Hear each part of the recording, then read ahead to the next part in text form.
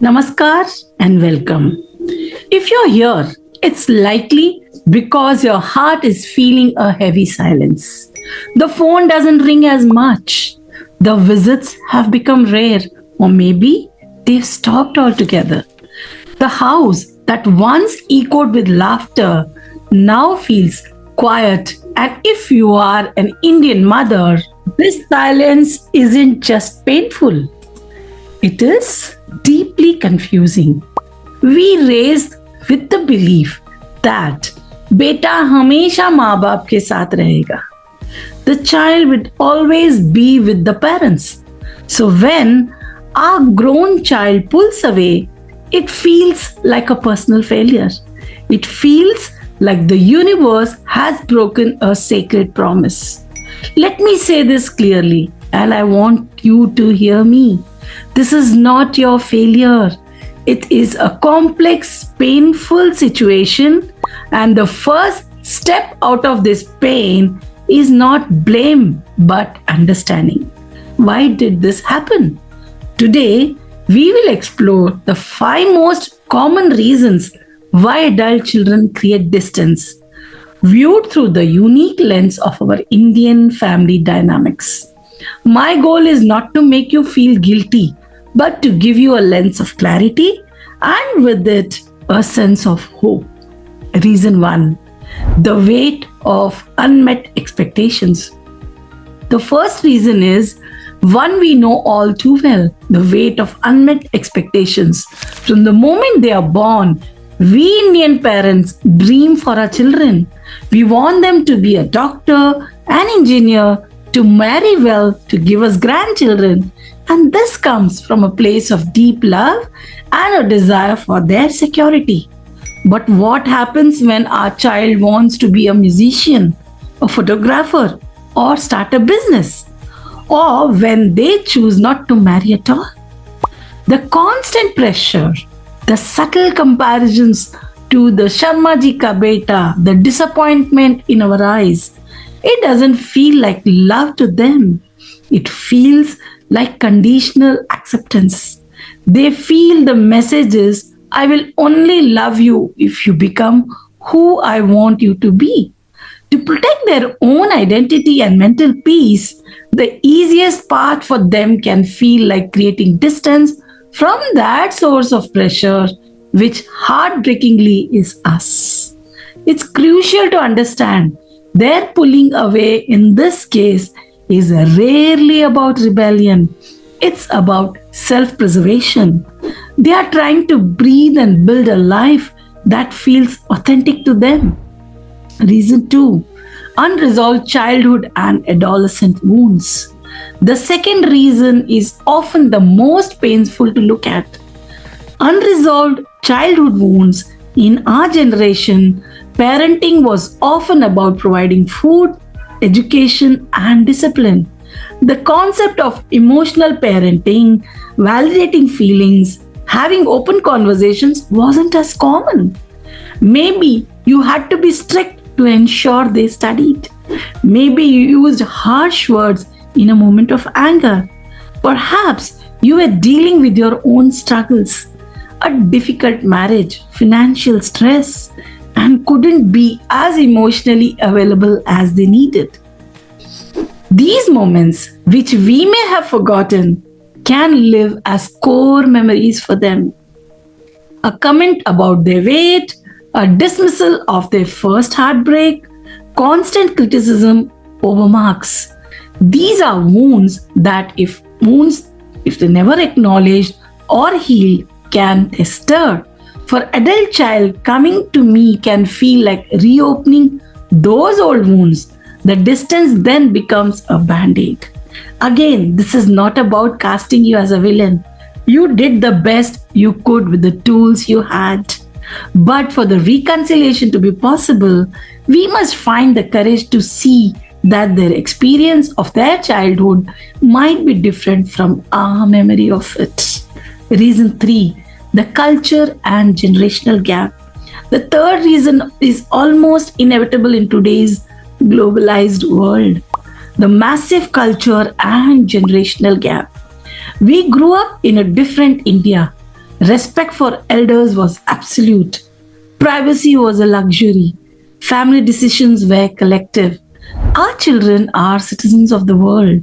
They value individual choice, mental health, personal space, and egalitarian relationships.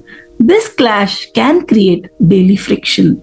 When you ask, Shadi kab kar rahe ho? When are you getting married? You hear a caring parent's question. They hear an invasion of their privacy and pressure. When you comment on their clothes, their friends, or their lifestyle, you see guidance, they see control and judgment.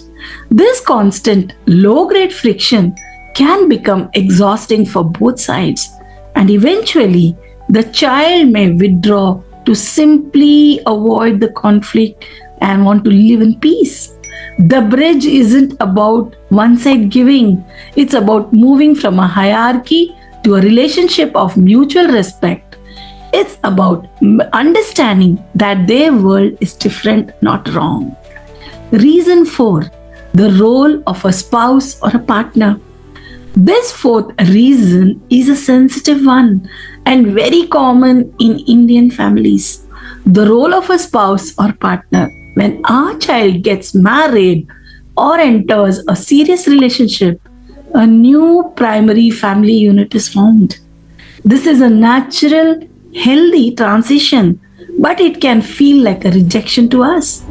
Often, the new daughter in law or son in law comes from a different family culture. They may encourage your child to set boundaries, to prioritize their new family, or to address old family dynamics. It's easy to see this new person as a problem, the one who took away my child.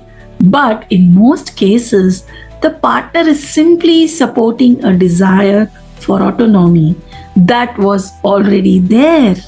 Your child may be using the relationship as a shield to finally establish the boundaries they never could on their own. Blaming the partner only deepens the divide. The real shift is in accepting that your child's loyalty and time now must be shared. Reason 5, your own unhealed trauma and emotional baggage. The fifth and final reason is perhaps the most profound and the one that holds the key to your healing. Your own unhealed trauma and emotional baggage. Many of us carry the pain from our own past, from our difficult marriages, from our own critical parents, from sacrifices we made that left us with resentment. Without realizing it, we can pass this baggage on to our children. We might become overly dependent on them for our emotional needs, making them our confidence in marital problems. We might have anxiety and project our fears onto them. This is called parentification, where the child feels they have to be the parent. This is heavy, unfair burden for a child to carry, even an adult one. Creating distance can be their way of saying, I cannot carry your pain along with my own. Healing your own wounds is not just a gift to yourself, it is the most powerful signal you can send to your child that you are ready for a new, healthier relationship. Now let's go from blame to understanding. So let's review these 5 reasons: the weight of expectations, unresolved childhood wounds, the cultural gap, the role of a partner, and our own unhealed trauma. No, this is a lot to take in. You might be feeling a mix of sadness, recognition, and even relief. Seeing these reasons isn't about taking all the blame onto your shoulders. It's about understanding the system of the relationship that broke down. Knowledge is power. Now you are no longer in the dark, wondering, मैंने ऐसा क्या किया? What did I do wrong? You have a map, and a map is the first thing you need to start a new journey. In our next video in this series, we will move from why to what now. We will talk about the first gentle steps you can take to begin healing yourself, and when the time is right, to potentially rebuild that bridge. If this video brought you any clarity or comfort, please do two things for yourself. First, hit the like button and subscribe to the channel if you haven't done already. This helps other mothers like you find this supportive community. And second, and this is very important, be kind to yourself in the comments below. You can simply write, I understand, or share which of these 5 reasons resonated with you the most. Your sharing helps us all feel less alone. Thank you for your courage. This is a journey and you don't have to walk it all alone. I'll see you in the next video. Take care, bye bye, and God bless you.